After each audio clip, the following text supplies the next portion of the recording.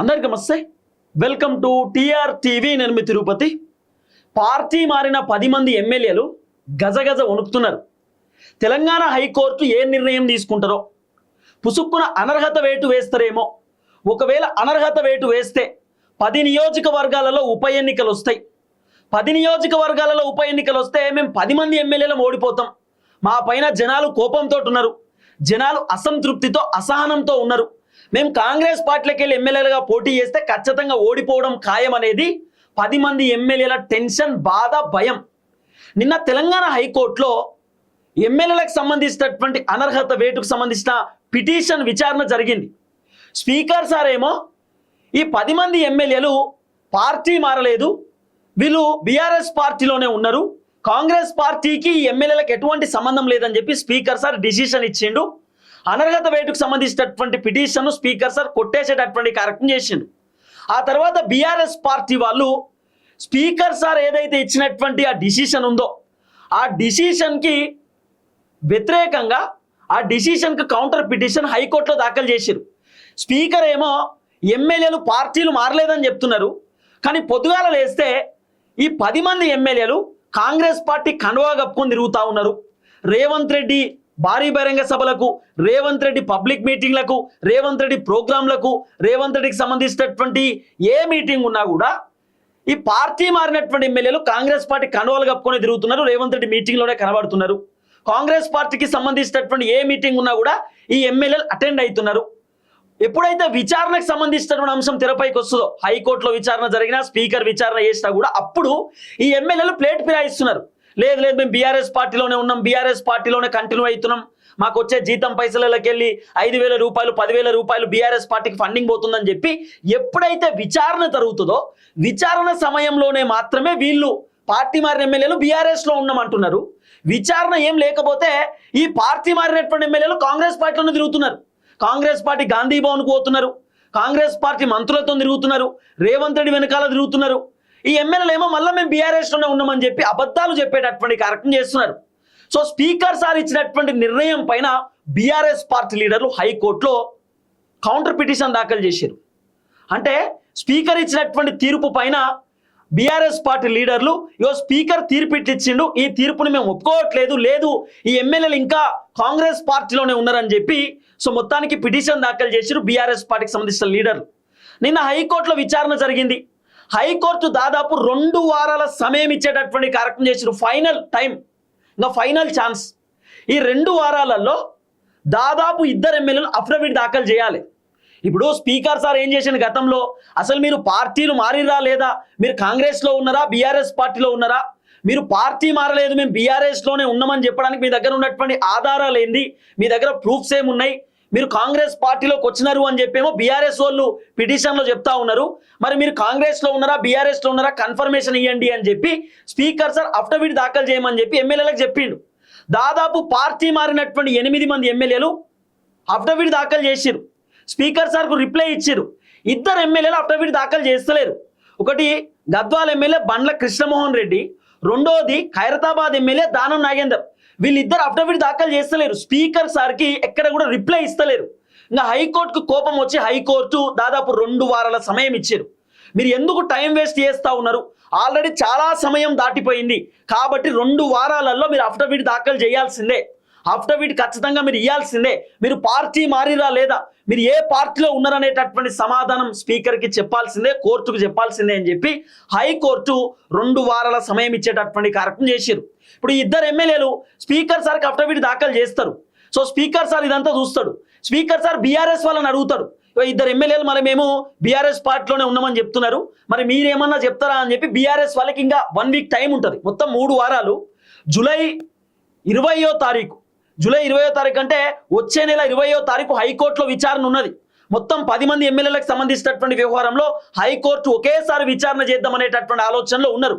So ఇప్పుడు ఈ 2 ఎమ్మెల్యేలు అఫిడవిట్ దాఖలు చేసిన తర్వాత బీఆర్ఎస్ వాళ్ళు రిప్లై ఇవ్వాలి. ఇప్పుడు ఈ ఎమ్మెల్యేలు ఖచ్చితంగా పార్టీ మారినటువంటి 2 బండ్ల కృష్ణమోహన్ రెడ్డి అయినా లేకపోతే దానం నాగేందర్ ఇదే ముచ్చట చెప్తారు, మేము బీఆర్ఎస్ పార్టీలోనే ఉన్నాం, బీఆర్ఎస్ పార్టీ ఎమ్మెల్యేలు మేమే కాంగ్రెస్ పార్టీలోకి పోలేదు, కాంగ్రెస్తో మాకు సంబంధం లేదని చెప్పి ఈ ఎమ్మెల్యేలు ఎట్టి పరిస్థితుల్లో మాట మార్చేటటువంటి కార్యక్రమం చేస్తారు. ఇప్పుడు స్పీకర్ సార్ బీఆర్ఎస్ వాళ్ళని అడుగుతాడు. బీఆర్ఎస్ వాళ్ళకు కూడా ఒక 1 వీక్ టైం ఉన్నది. బీఆర్ఎస్ వాళ్ళు కూడా స్పీకర్ సార్కు సమాధానం చెప్పాలి, కోర్టు దృష్టికి తీసుకుపోవాలి. లేదు లేదు వీళ్ళు పార్టీ మారినారని చెప్పి మరి బీఆర్ఎస్ వాళ్ళ దగ్గర ఏం ఆధారాలు ఉన్నాయో ఆ ఆధారాలన్నీ కూడా స్పీకర్ సార్ దగ్గరికి తీసుకుపోవాలి, అలాగే కోర్టు దృష్టికి కూడా తీసుకుపోవాలి. ఇది ఒక అంశం. ఇంకా రెండోది, స్పీకర్ సార్కు తెలంగాణ హైకోర్టు కొన్ని ఆదేశాలు జారీ చేశారు. ఏంటంటే ఇప్పుడు స్పీకర్ సార్ ఏం చేసిండు, వీళ్ళు పార్టీ మారలేదు, వీళ్ళు బీఆర్ఎస్ పార్టీలోనే ఉన్నారు, కాంగ్రెస్ పార్టీలో లేరు అని చెప్పి తెలంగాణ స్పీకర్ అనర్హత పిటిషన్ కొట్టేసేటటువంటి కార్యక్రమం చేసిండు. క్లీన్ సీట్ ఇచ్చిండు.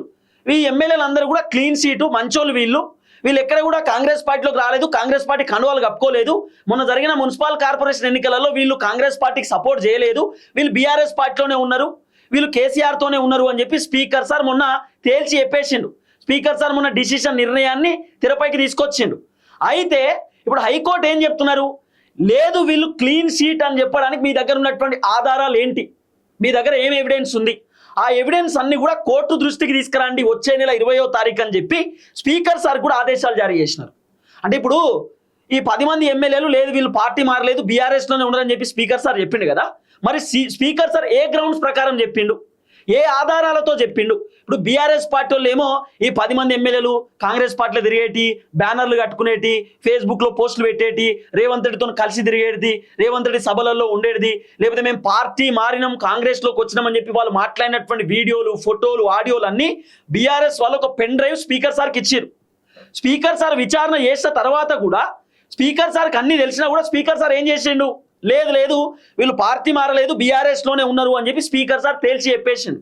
అందుకే హైకోర్టు ఏం చెప్తున్నారు, మీరు వాళ్ళు పార్టీ మారలేదు అని మీరు కన్ఫర్మేషన్ చేసిరు, మీరు తీర్పు కూడా ఇచ్చిరు, మీరు తీర్పు ఇచ్చినటువంటి ఎవిడెన్స్ ఏముందో అవన్నీ కోర్టు దృష్టికి తీసుకురండి అని చెప్పి స్పీకర్ సార్ కూడా చెప్పిరట.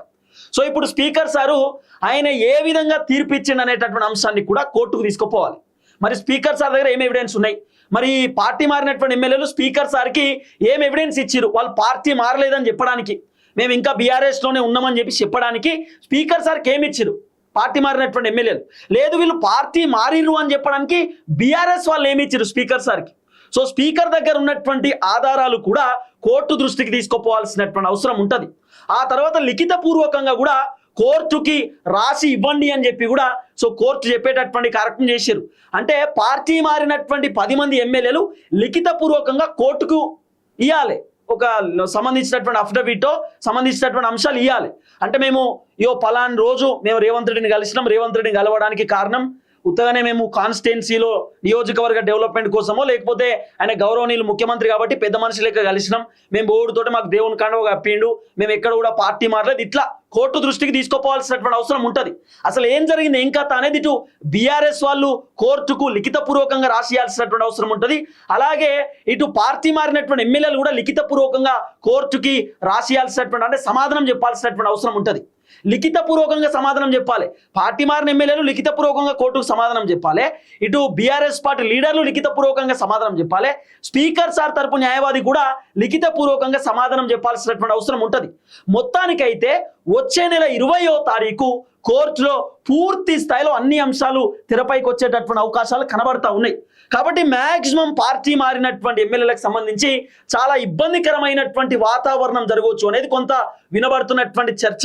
అసలు హైకోర్టులో ఏం జరిగింది ఏం కథ అనేది పిన్ టు పిన్ మనం మాట్లాడుకునేటటువంటి కార్యక్రమం చేస్తే ఎమ్మెల్యేలపై హైకోర్టు అసహనం.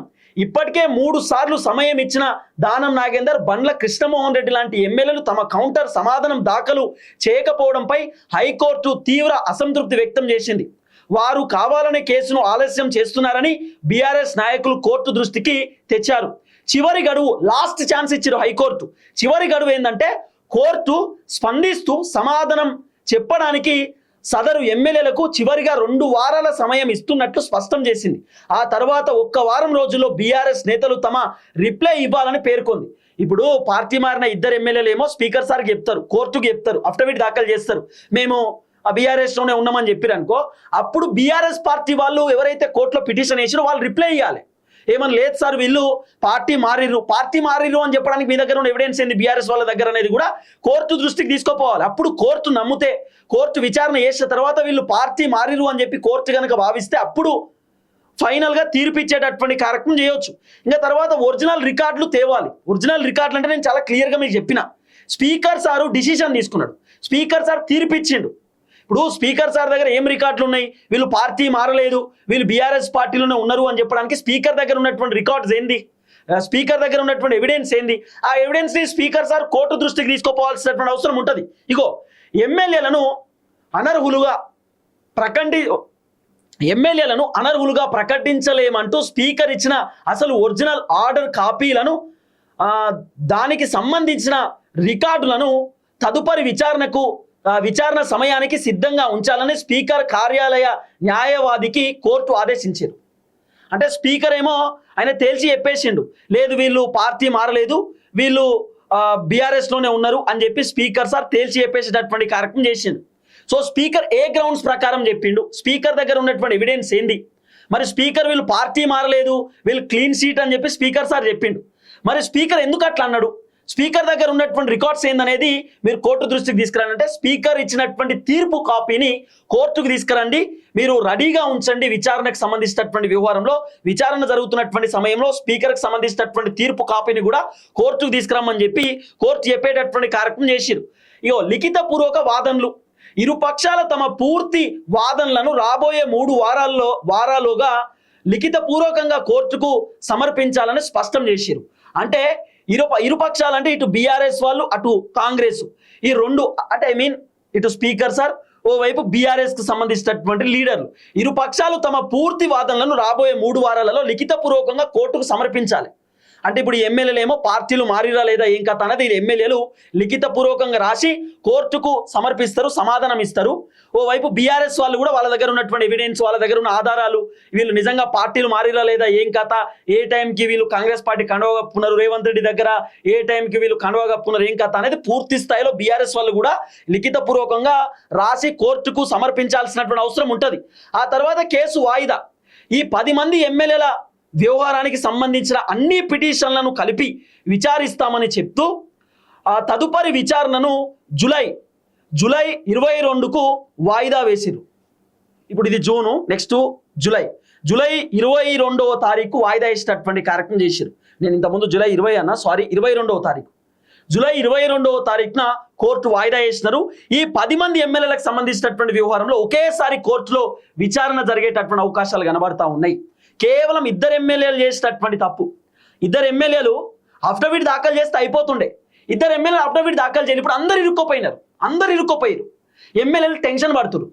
కోర్టు ఏం చెప్తారు, కోర్టు ఏం విచారణ చేస్తారు? బీఆర్ఎస్ వాళ్ళు ఊరుకుంటలేరు, బీఆర్ఎస్ వాళ్ళు హైకోర్టు పోతున్నారు, హైకోర్టులో విచారణ జరుపుతున్నారు. లేదు స్పీకర్ ఇచ్చినటువంటి తీర్పు పైన బీఆర్ఎస్ పార్టీ లీడర్లు కౌంటర్ ఇచ్చారు, అంటే కౌంటర్ పిటిషన్ దాఖలు చేశారు. ఏమని అంటే స్పీకర్ ఈ విధంగా తీర్పు ఇచ్చిండు, స్పీకర్ ఇచ్చినటువంటి తీర్పులో కరెక్ట్ కాదు, వీళ్ళు ఇంకా కాంగ్రెస్ పార్టీలోనే ఉన్నారు, కాంగ్రెస్లో కంటిన్యూ అవుతున్నారు. మొన్న కడియం సేరి రేవంత్ రెడ్డి భారీ బహిరంగ సభలో ఉన్నాడు, పోచారం శ్రీనివాస్ రెడ్డి రేవంత్ రెడ్డి భారీ బహిరంగ సభలో ఉన్నాడు, బండ్ల కృష్ణమోహన్ రెడ్డి రేవంత్ రెడ్డి సభలో ఉన్నాడు, ఖైరతాబాద్ ఎమ్మెల్యే రేవంత్ రెడ్డి సభలో ఉన్నాడు. వీళ్ళందరూ రేవంత్ రెడ్డి సభలో మీటింగ్లలో పాల్గొంటున్నారు, కాంగ్రెస్ పార్టీ కండువాలు కప్పుకొని ఫోటోలు దిగుతున్నారు, ఫ్లెక్సీలలో బ్యానర్లలో ఫోటోలు వేసుకుంటున్నారు. మరి వీళ్ళు కాంగ్రెస్ వాళ్ళు అనాలనా లేకపోతే బీఆర్ఎస్ వాళ్ళు అనాలనా? మళ్ళీ ఇదే ఎమ్మెల్యేలు విచారణ టైంకి లేదు మేము బీఆర్ఎస్లోనే ఉన్నామని చెప్పి తప్పించుకునే కార్యక్రమం చేస్తారు. అందుకే బీఆర్ఎస్ వాళ్ళు హైకోర్టుకు పోయినారు, హైకోర్టులో పిటిషన్ దాఖలు చేసేటటువంటి కార్యక్రమం చేసిరు. ఈ అన్ని అంశాలపైన వచ్చే నెల 22వ తారీఖు విచారణ జరిగేటటువంటి అవకాశం ఉంది. కానీ పెద్ద టెన్షన్ వాతావరణం కనబడుతున్నది. రేవంత్ రెడ్డి మొత్తం ఆగమాగం అవుతున్నాడు. రేవంత్ రెడ్డి ఏమో ఎమ్మెల్యేలను కాపాడుకునేటటువంటి ప్రయత్నం చేసింది, కానీ న్యాయస్థానం చూస్తూ ఊరుకోరు కదా. తప్పు జరిగితే ఖచ్చితంగా చట్టం ఊరుకోదు, న్యాయస్థానం ఊరుకోరు. న్యాయస్థానం ఎప్పుడు కూడా మంచి చేయాలని అనుకుంటారు, చట్టం ఎప్పుడు కూడా నిజాయితీ ఉండేటటువంటి వ్యక్తుల దిక్కే ఉంటారు. ఈ తప్పు చేసేటటువంటి వ్యక్తులను చట్టం ఎప్పుడు వదిలిపెట్టరు, న్యాయస్థానం వదిలిపెట్టదు. కాబట్టి 10 మంది ఎమ్మెల్యేలు మేము పార్టీ మారలేదు, బీఆర్ఎస్లో ఉన్నామని అబద్ధం చెప్తున్నారు. మరి అబద్ధం చెప్తురా నిజం చెప్తురా అనేది న్యాయస్థానం డిసైడ్ చేస్తారు. ఇప్పుడు స్పీకర్ సార్ ఏమో వీళ్ళు పార్టీయే మారలేదు, వీళ్ళు మంచోళ్ళు, క్లీన్ షీట్ అని చెప్పి స్పీకర్ సార్ తీర్పిచ్చేసిండు. వీళ్ళు అనర్హులు కాదు, అనర్హత వీళ్ళపైన వేయట్లేదు, వీళ్ళు బీఆర్ఎస్లోనే గెలిచిరు, బీఆర్ఎస్లోనే ఉన్నారని స్పీకర్ సార్ చెప్పేసిండు. కానీ వీళ్ళు రియాలిటీలో ఎమ్మెల్యేలు మొత్తం కాంగ్రెస్ పార్టీలో తిరుగుతున్నారు కదా, కాంగ్రెస్ పార్టీ కండువా వేసుకొని తిరుగుతున్నారు కదా. సో మాక్సిమం వీళ్ళు కాంగ్రెస్ పార్టీలో ఉన్నట్టే లెక్క. కాబట్టి వచ్చే నెల 22వ తారీఖు ఎమ్మెల్యేలు ఉంటారా ఊడుతారా అనేది అన్ని విషయాలు తెరపైకి వచ్చేటటువంటి అవకాశాలు కనబడతాయి. చూద్దాం ఏం జరగబోతుందో. దయచేసి వీడియో అందరికి షేర్ చేయండి. అందరికి నమస్తే, థ్యాంక్ యూ సో మచ్. జై తెలంగాణ.